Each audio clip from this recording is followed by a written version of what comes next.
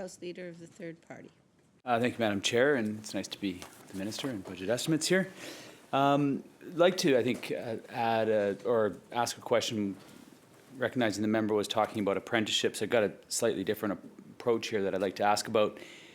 People in trades, they go to school, get paid for their apprenticeships or get paid during their apprenticeships. However, when it comes to nursing, early childhood educators, teachers, very different approach is taken. Nurses pay more to complete their mandatory residency programs than they do for regular tuition. And despite the incredible need for nurses in BC and the essential nature of their work, their practicums are not considered work under the Employment Standards Act, and thus interns fall within the exception, this exception, are not required to be paid, despite their immense workload. After 4 years of education, many nurses have tens of thousands of dollars worth of debt, while tradespeople in a 4-year program spend 85% of their time on the job getting paid. This draws attention to the glaring differences how we treat generally male-dominated professions like the trades and female-dominated professions like the care industries. Will the Minister consider creating paid practicums for students entering the care economy, particularly in female-dominated industries like nursing and early childhood education?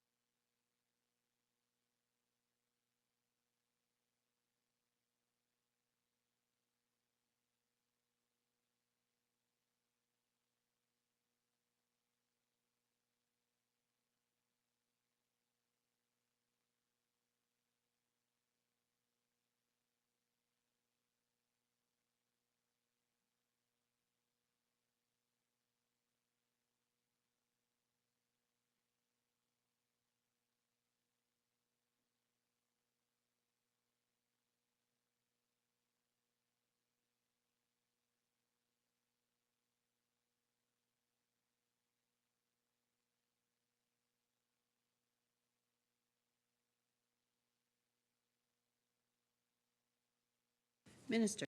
Thank you very much. I say welcome to the member. And again, I just want to point out a slightly different distinction. I appreciate the member's question, I really do. That through my ministry, we're the trainer.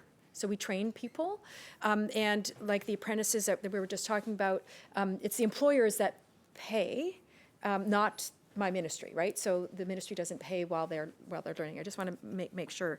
But we do have, through the Health Human Resource, we have a program called the Employed Student Nurse Program, where nurses are being paid while they are training, so that does exist.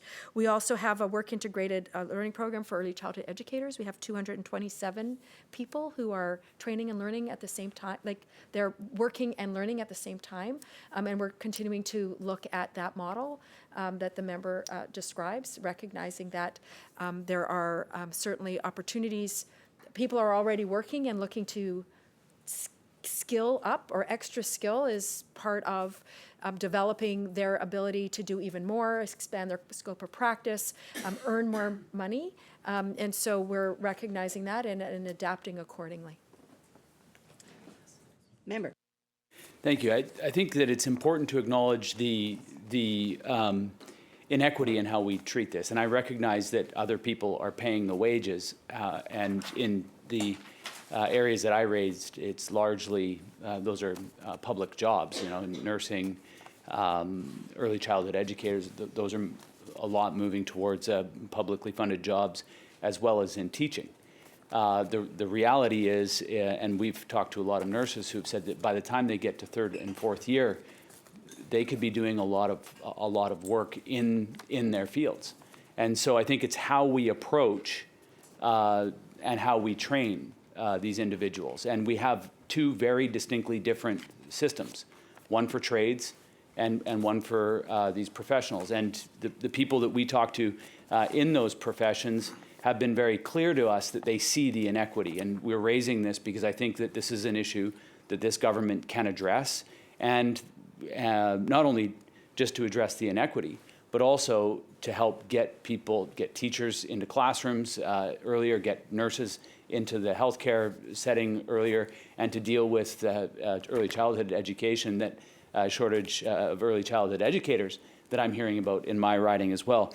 Will the minister consider working with the Minister of Labour to amend the Employment Standards Act to remove the clause that allows practicum students to work without pay?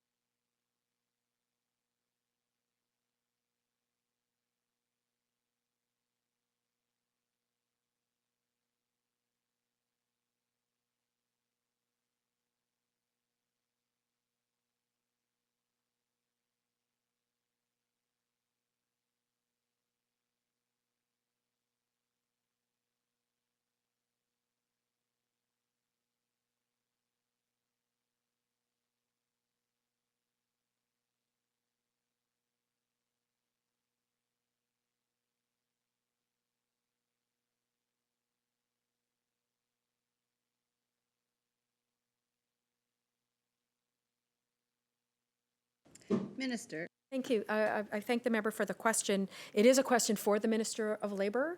It is very complex. We were just trying to wrap our heads around all the various machinations for what that would look like. And so that would also include the Minister of Health and the Minister of Education in terms of wrapping their heads. And I would just encourage the member to take it up with those ministers that have the expertise at their fingertips to navigate what that would look like. Member.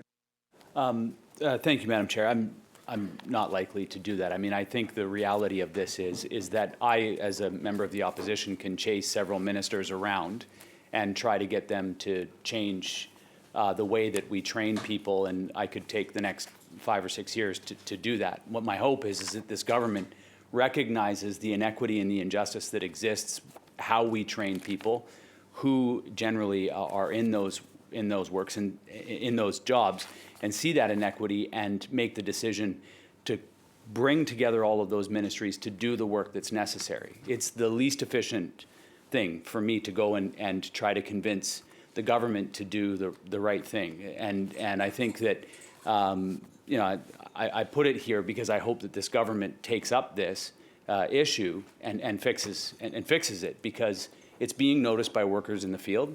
And as we have these conversations, they look across and see tradespeople who, you know, are wiring homes and welding pipe and doing all of that really important work that needs to be done right. And they're seeing a completely different educational pathway, journey for them to their profession than the one that they have to walk. And I think that this is an inequity that the government needs to fix. And I'm happy to continue to raise the issue, but I can't fix it. It's on the government to fix it. I'm going to switch gears here a little bit to talk about sexualized violence on campuses.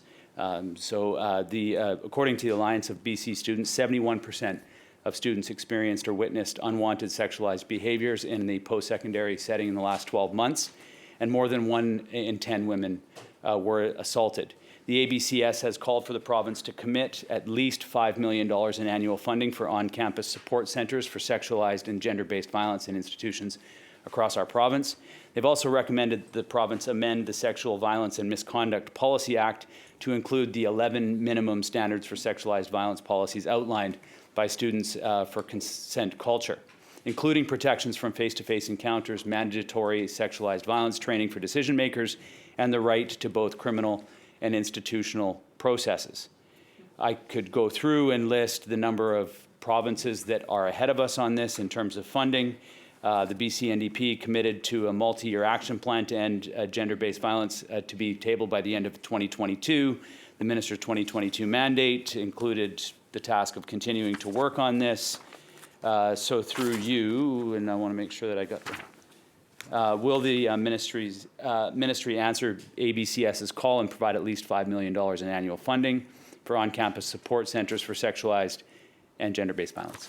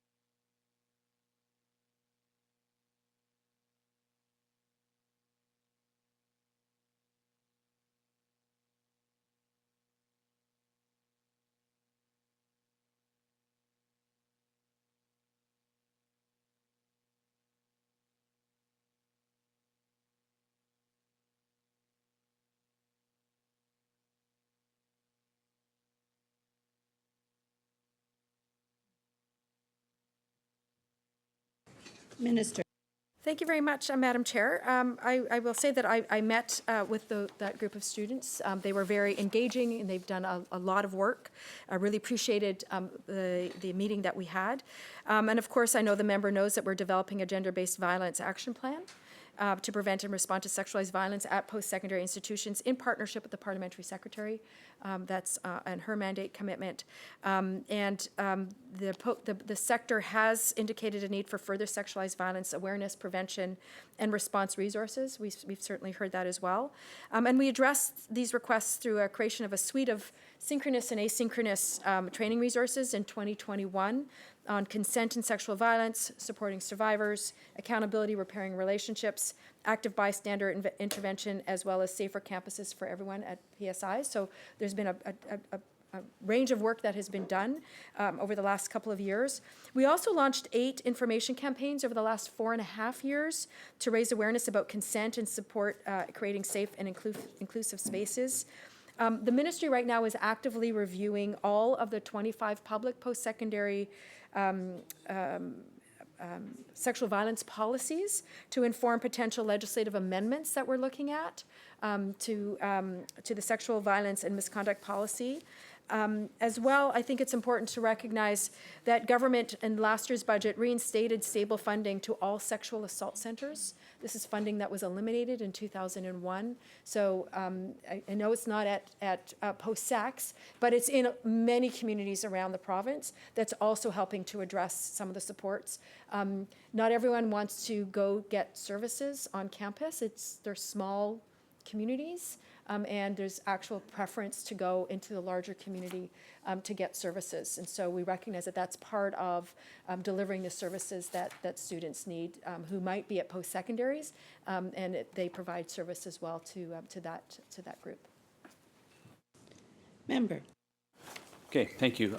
Certainly hope that the appropriate amount of funding is going to the appropriate places, I think is the spirit of the question, acknowledging that tens of millions of dollars are being invested over, many years in Quebec and in Ontario and in other places. I think that's what the students were bringing the advocacy to us. They see the investments that other governments are making and hoping for the same. So I'll leave it with the minister. Appreciate the answer. I'm going to just ask, I think, one question here around student housing and food insecurity, and then I'm going to turn it over to my colleague here for one question, recognizing that we're getting to the end of the time here. Last month, UVic announced that it will be increasing student housing rates by at least 10%. In January, UBC made a similar announcement with rents increasing up to 8%. Universities are not governed by the BC's Residential Tenancy Act and therefore are not subject to the 2% maximum annual rent increase. Hundreds of students across the province have staged and participated in walkouts to protest rising costs, including housing and rising food insecurity. We've heard a lot about this actually from our staff and the impact that this has had as they were the most recent students within our caucus and within our team. Access to post-secondary education is already inequitable for people from low-income families, often having to forego schooling, work multiple jobs just to stay afloat. So students are facing rental increase on top of ongoing tuition hikes and food costs increase. Food bank usages on and beyond campuses in BC has skyrocketed. What is the ministry's plan to support students struggling to afford on-campus housing?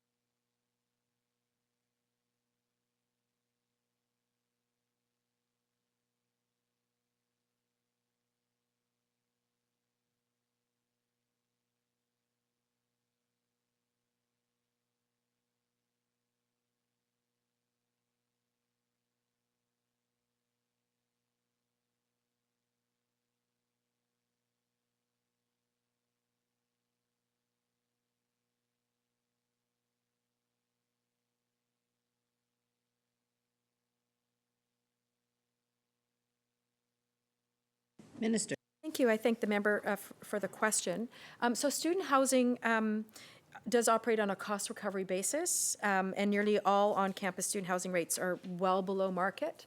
And we monitor that by region to make sure that they continue to be below market.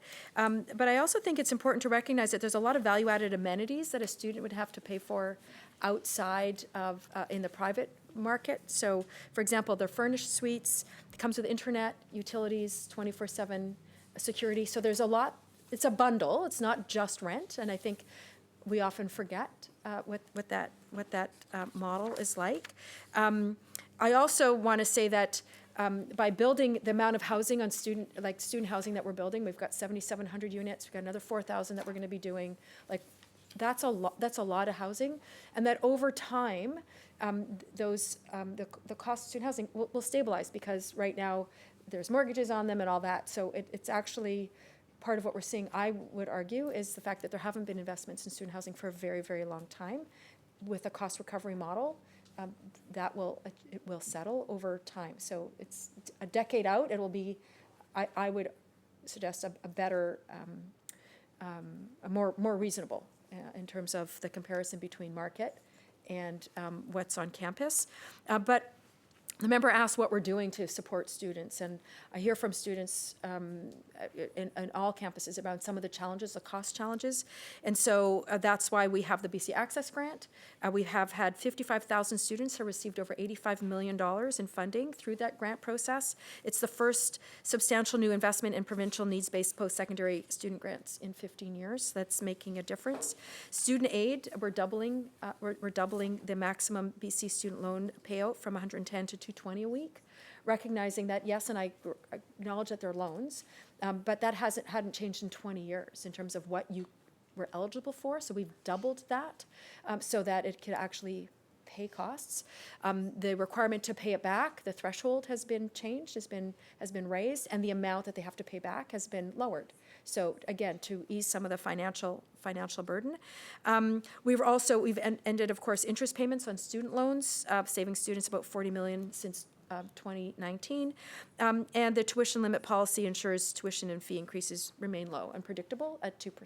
So all of these things wrapped up is our way of supporting students, of course, as best we can with increased affordability challenges. Member. Thank you. Thank you to the Minister for the responses and this lightning round of questions and estimates. I think I'll just end by saying the story that we're hearing from students is the frustration around the costs that they're incurring today is debt, and that they're going to have to service over a number of years. And that is really frustrating and very challenging, and many are very concerned about their ability to do it. And so the spirit of this question is, I recognize that it might be, or we recognize that it might be less expensive to live on campus with all of those costs covered. And the spirit of the question is really making sure that we're doing everything that we can to ensure that students coming out of post-secondary education have the lowest amount of debt. That was the spirit of the first series of questions that I asked around paid practicums, supporting students in unique ways, not just in unique ways, and I think that was the spirit of the questions that I asked today. I'll just turn the floor over here to my colleague from Kelowna with one final question, and we're done.